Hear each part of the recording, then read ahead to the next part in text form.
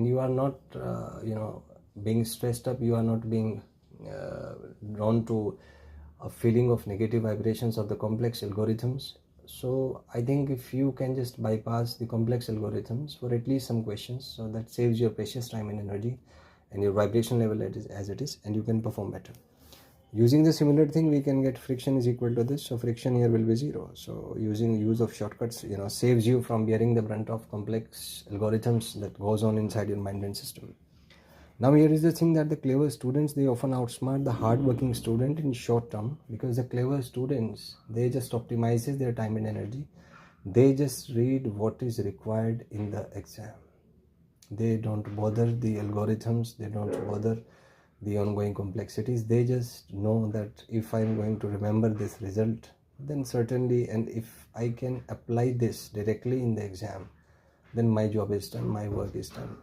So in short term, they are at better position, but in long term, because if there is a question which is based on thinking, which is based on analysis, suppose in this question I apply the force at a certain angle.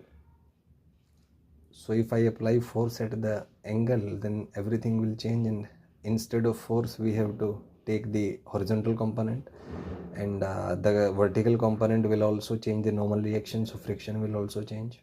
So here the game will change a bit. So the hardworking student, or the student who is comfortable with the fundamental things, who know how to approach things from the fundamental, who started from level 1, from step 1, will be comfortable in solving that.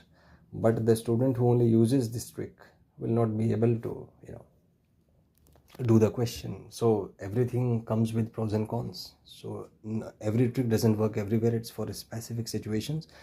But certainly if you can remember certain tricks which can save you time, so you get a plenty of time, and that can help you to fetch better results, to fetch solve questions in a better way. So you need to use both of these things. So adopt a mediocre strategy. That means you should also learn how to solve questions from the fundamental, plus you should also learn how to use tricks. So a mix of these will give you the best result, the best output.